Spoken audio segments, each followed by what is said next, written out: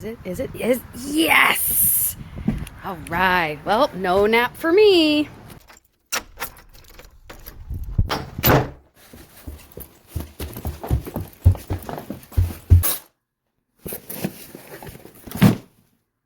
Hi. Hey, everyone. So excited. I'm going to do my unboxing today. So my box just came in. And so excited. I didn't even take my coat off. Look at this. I just came back from Leavenworth out here in Washington to check out the fall colors before they're gone. The snow is coming early this year, and there is a snow cover already out there. So I ran out and took some pictures, a few pictures. I'll post one up at the end of this video so that you guys can see. But when I got home, my box was here. Yeah, I don't know if you guys were able to hear it, but on my live, the live update that I did, I told you I was going to do an unboxing for this stuff that I ordered from Amazon when it came in, and we are going to do that now. Oh, yes. This is wonderful. Okay, so 2 items in here. Number 1 is The Way of the Tarot by Mr. Jodorowsky. I believe that's Russian last name.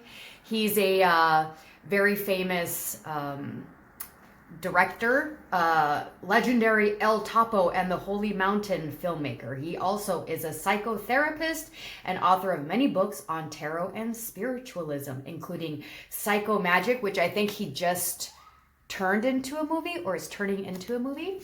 And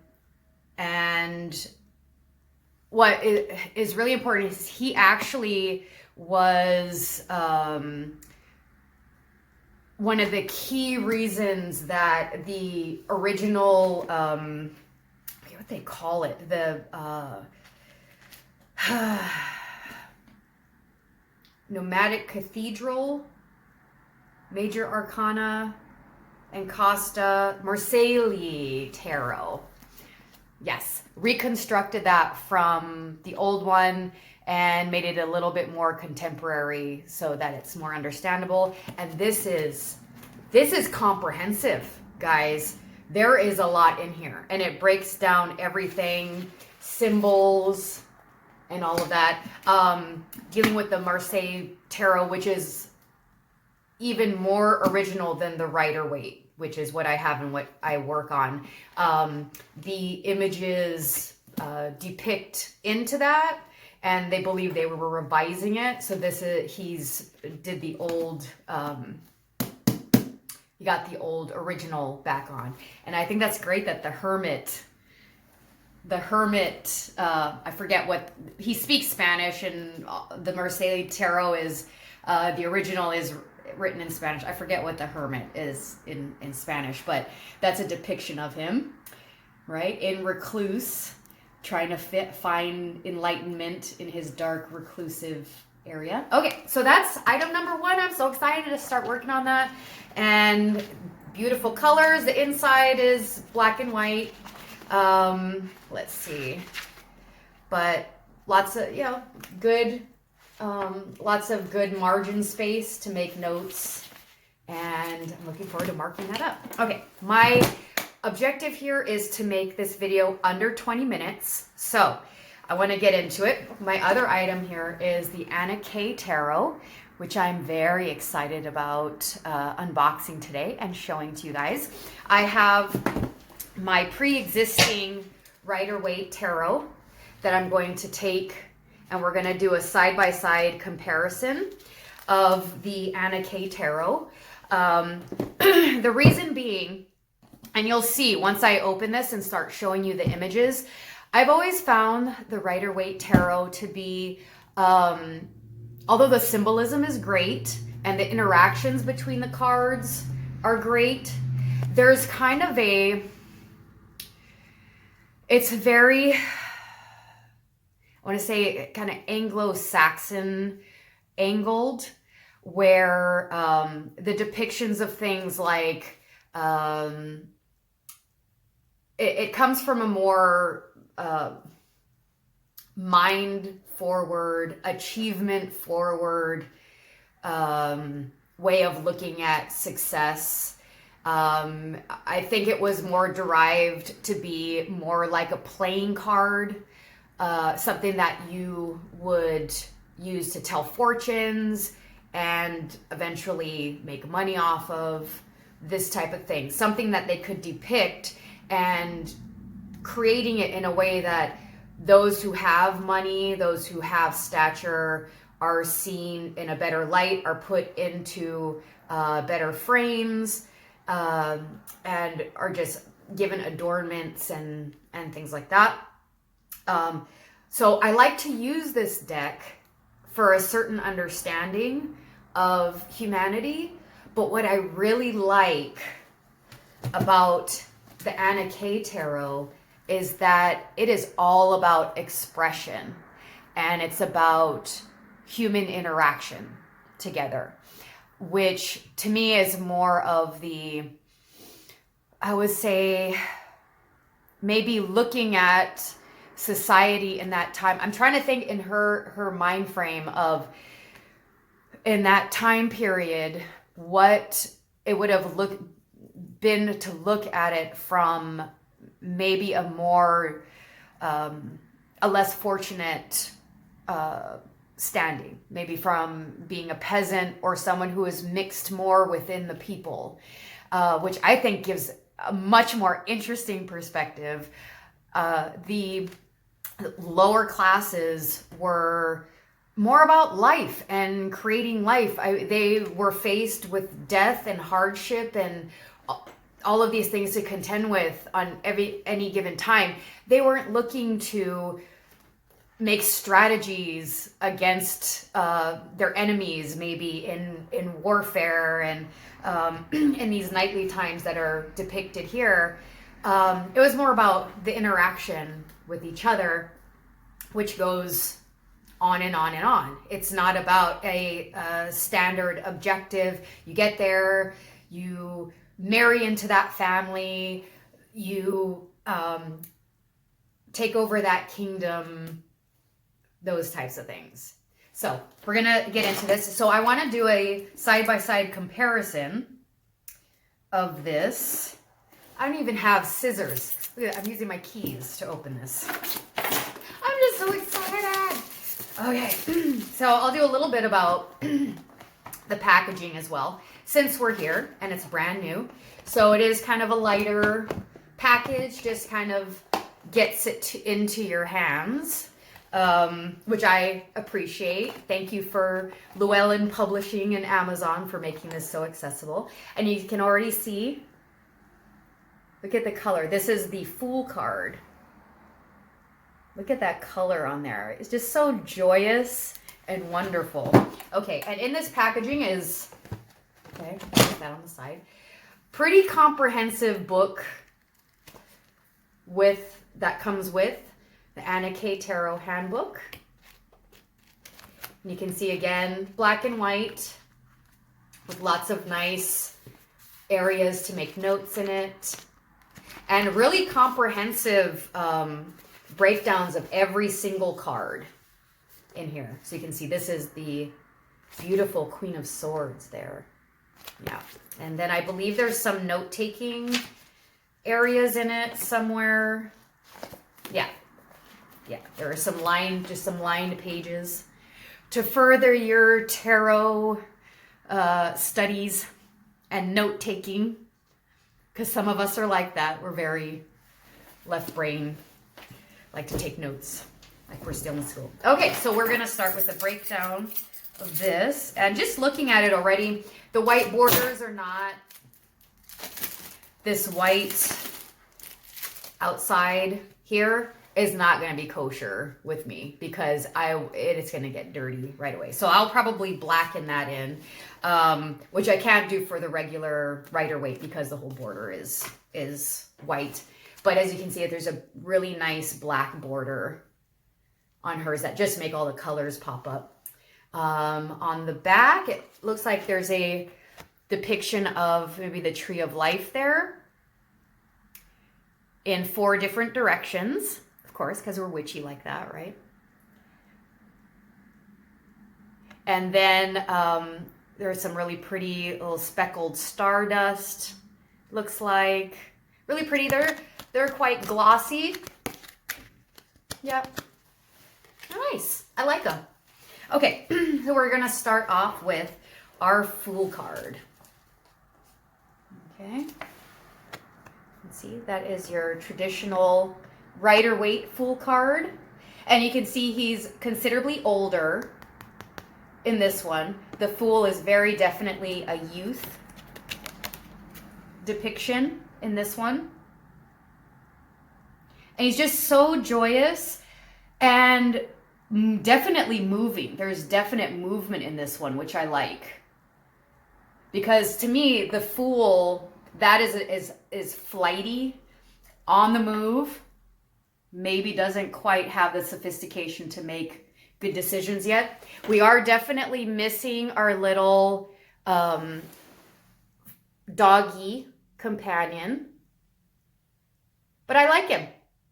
I think he's a more joyous representation and less indicative of trying to go out. As you notice, like his dress, he's like maybe overreaching, right? Okay, so that's the Fool card, which I love already. And then we have the Magician, which I love the colors on him. Look at that. You can see on his table, he has the classic, he has the cup, pentacle, the wand, and the sword, just like in the original. And I like that his depiction of his power source is right in front of him, like in a dream. Whereas the depiction here is kind of saying that he's divining from above and then placing it into the earth. I kind of like that. This is more of a conjuring. I just love all those colors. Let's see if we can get a look at his face. Look at his face. Get focused. It just has such a pleasant expression on his face. Whereas Rider-Waite just kind of drab. He's like, I could take it or leave it. Yeah. Okay, and that's a Magician. Next we have the High Priestess. So, like I said, I love the expressions in these. And also when there is expressed voidness, void of expression, which is in the High Priestess, who is studying the moon, which is usually has connection with secrets and coolly looking at and balancing things. And you can see that she is very purposefully not looking at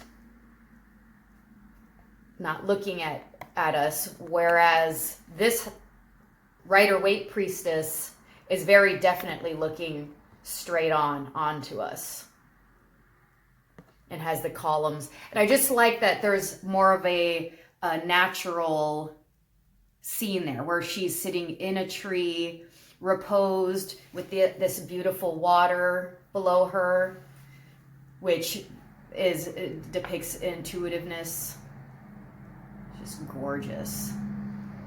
And I like that she's reposed and coolly looking at things, where the it's in her expression and her poise that you really get a sense of who she is. And that's what I'm loving about this deck. This is my favorite. Okay, so this may be the entire reason that I bought this deck, because I want you to look at this Empress. This is the Rider-Waite Empress. Okay, very kind of, she definitely looks like she's wearing a pregnancy gown of some kind. She's wearing a tent, right? Everything is covered. She's kind of matronly, which really depicts to me that it's like a stifled sexuality. It's implied that she has a sexual side and that maybe she is now pregnant, so she's got to wear these big flowing robes. Okay? With the sign, the very definite sign of femininity there and the heart, right? Okay? Now look at this Empress. And even just in her expression, you guys can see that.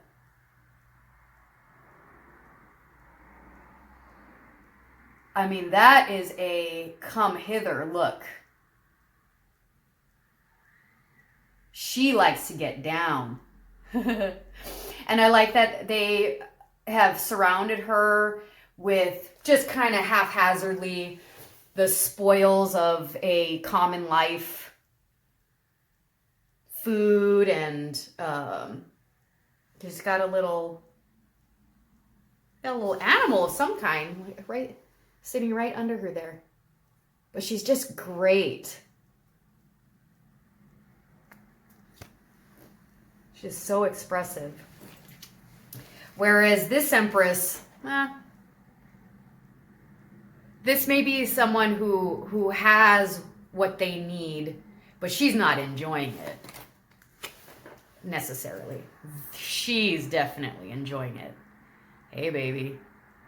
Want to come back to my place? I just love her. I love that Empress, that depiction of her. Okay, now we are now on to the Emperor.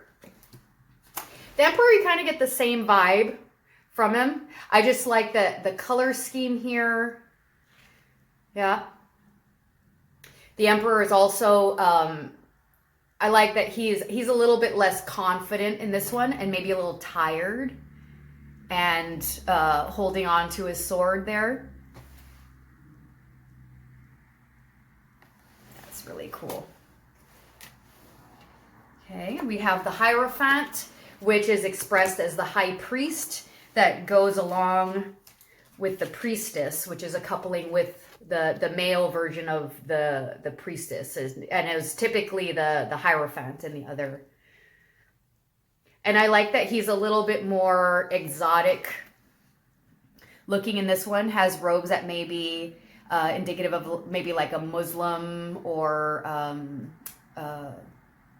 Middle Eastern religion, instead of being so straight up Pope. I like it. But both look very capable, even though this guy is... in this one, you see his followers here. It is implied that he is a man of... And he is actually addressing a crowd in this one. Or his advisors. The Lovers. I know that there's something to be said about the sweetness of an elderly couple, or a couple that is been through things for so long that they are just totally comfortable with each other. And I love that depiction here of Anna Kay's lovers, where you have them separated and all of this judgment, just kind of, there's divine balance happening here. But I like that it's implied here with the closeness of the couple there. And that they're warm and that they're clothed and they're in the embrace of each other. And to me, that's the Lover card has always been about the balance within yourself of completing one part with the other and having that balance. And I like that it's a cozy depiction. And they're just so sweet in their little garden. I love it. Whereas the other one is kind of cold. There's some land between them. There's a little bit of strife. Yeah. All right, next is the Chariot.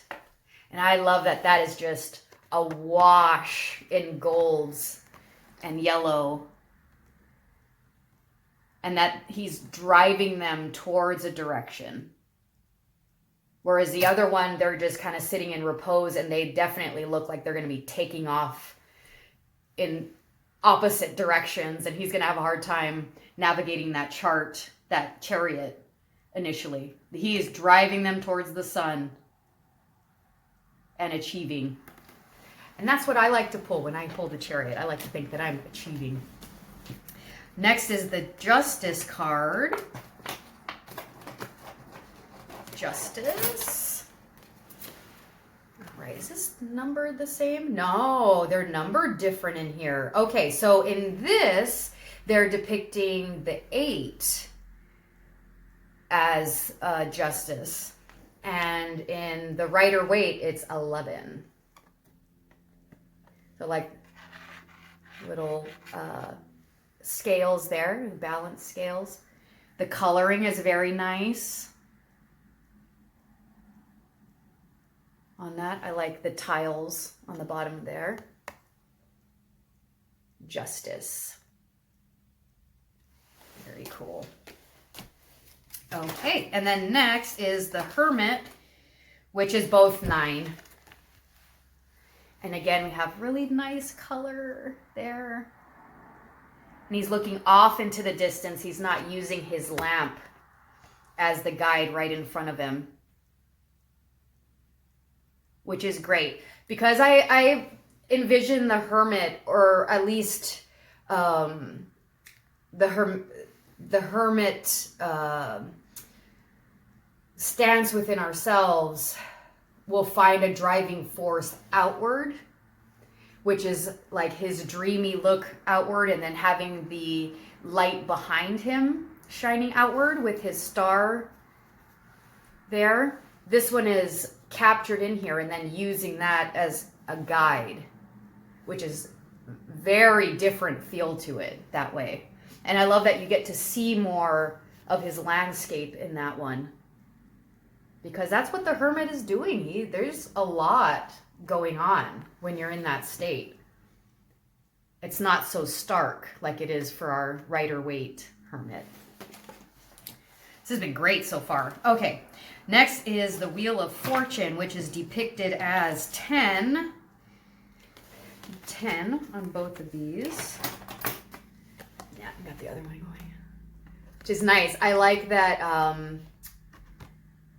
there's more dimension to it, so that you can see that there is an apex to it. And then the cranking of the wheel down here. The cranking of the wheel starts off very faded, where you can fall off. There's,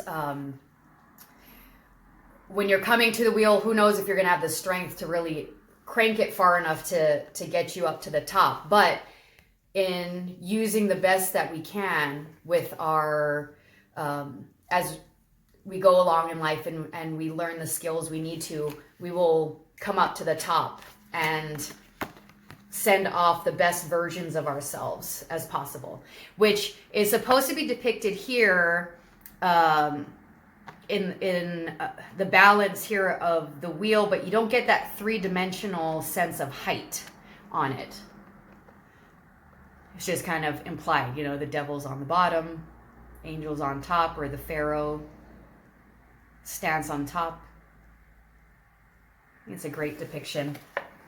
And speaking of the Wheel of Fortune, as kind of an interesting topic that I want to talk about. What I'd like to do with these is, because I've always found the Rider-Waite deck to be more depicting that side of ourselves that you can be connected or not with other people.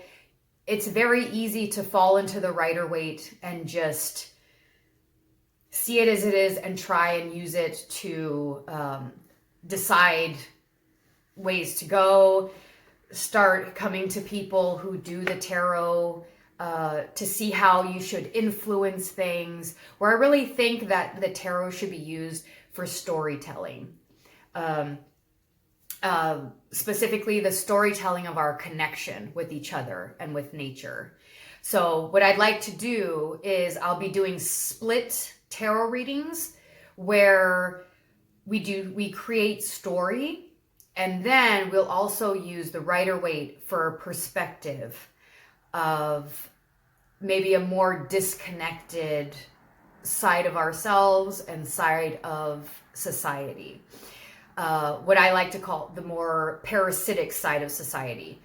Here you have connection, you have roots, you're developing roots. The Rider-Waite just kind of depicts, to me, just kind of depicts this is where we are and this is how you can manipulate your environment and the people around you. Or manipulate your own thinking into thinking that you have to go this way or that. So I'd like to use that as kind of just an enlightening tool, but then to basically do storytelling with the Anake Tarot. Because it's great, and it's got all this great expression to it. Okay, so moving on. This is our Strength card, which is quite different. The position of the, you would say like angelic, just an enlightened. She's enlightened in the sense that she can harness the things that scare her, the things that challenge her, and that's strength. But I love the coloring on that is so nice. It's that beautiful like buttercream yellow on her dress. Yes. More of an honest depiction. Okay, the Hanged Man is great. Wow. Okay. Let's not mess up our positioning here. He is really not having a good day. But he's not stressed. He's not stressed out, which is similar with the depiction here with the Rider-Waite, which you can tell all of the faces really don't have much expression to them. They're just kind of line drawings. I think I could probably do better with like emojis. They're emoji people, you know, where his hands are behind and he's just kind of hanging out one leg so you can see that he's just loose, where with him, it's all in his expression. It's like, yeah, I'm kind of wrapped up in my own world right now. I can't today. Okay. I'm okay. I can't with all of this today. Boy, we've all been there before, huh? It's the Hangman and Death, one of my favorites. So, just to divulge a little bit about myself, I am a Scorpio, and typically the Death card is known as the Scorpio card. And I love this depiction of this kind of, this angel that is reaping all of that used up food, harvest, it's done. We need to cut down, we need to remove all of this dead, stagnant stuff. Some people call it energy, some people, call it psychic energy, removing things. But I like that depiction of it. And where has his scythe, which is huge, but he also has this warm, open hand that's welcoming you to come and do that. Whereas Mr. Death here is just kind of marching through town and everyone is flailing at his feet. Yeah, every human depiction is just kind of flailing away at his feet. Okay, we are going to speed up a little bit so we're not too crazy on time here. It's Temperance, which is one of my cards. It pops up all the time in a very creepy way. So I like to pay attention to it. There's a lot of water and cups depicted here. So a lot of gut feeling, intuition. water, intuition, and gathering that into cups so that you can then share it. I love it. And I love that there's so much flora and fauna depicted in that. The devil's pretty cool too. He's next. Yeah, we're still, on time with each other. The devil card. There's a lot of kinky stuff going on here. You have the knight, worried about battle, lovers, worried about having sexual partners, and just praise and what can you give me in return. Whereas this is just kind of flat, and there's kind of a dual depiction here of the lovers again, but in a chained, almost like the chains of fate are now set in place for them. Whereas the other one, it's more choice, I think. Unchained, all these choices that you have. It's a little warmer too, which I thought was kind of cool. I love this Tower card. I get this all the time. It's just a little bit more detailed. More going on. Water, which I love. I love having water in all of these images. The star is beautiful. Speaking of, so here we go with all the water. The star, which is all about a manifested, a realized dream or station. So just under this beautiful, fervent, very fruitful, lots of water that you can then water fields with and whatnot, which is a little more abstract, whereas this one you have an actual person depicted in it. And I like that they did that with these, that they took the people out of the star, the moon, and the sun cards. And it's all about water. That's the moon, right? Yeah. Kind of like that there's doggies in that one too. And a lobster. There's lots of water. And those are usually, they depict different stages of self-enlightenment. There's the sun, just awash in color, and sunflowers that I love. And this one's got a little baby in it. It's got the little triumphant baby. The sun, all of even your elementary endeavors are going to come to light. You're going to be a superstar, blah, blah, blah.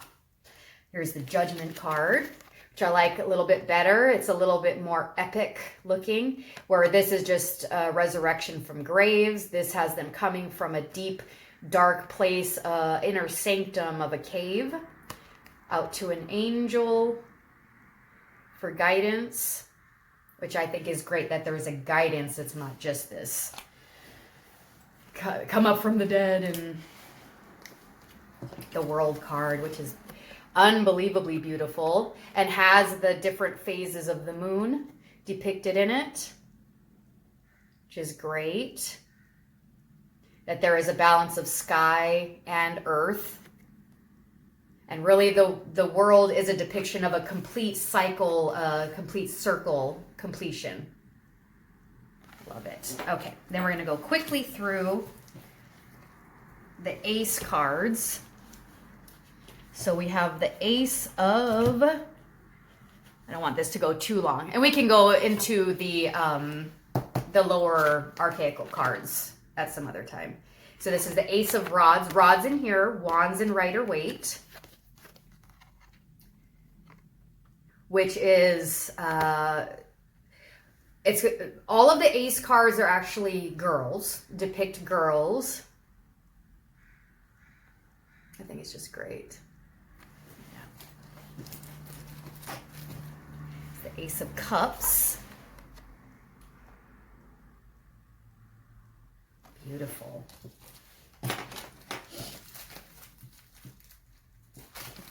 Ace of Pentacles. I really like her because she's kind of a earthy, maybe a girl of less means. love it. Okay, last one.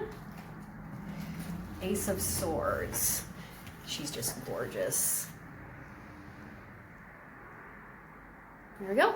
And that's going to be it for now, you guys. I hope you enjoyed this unboxing. Share, like, and subscribe.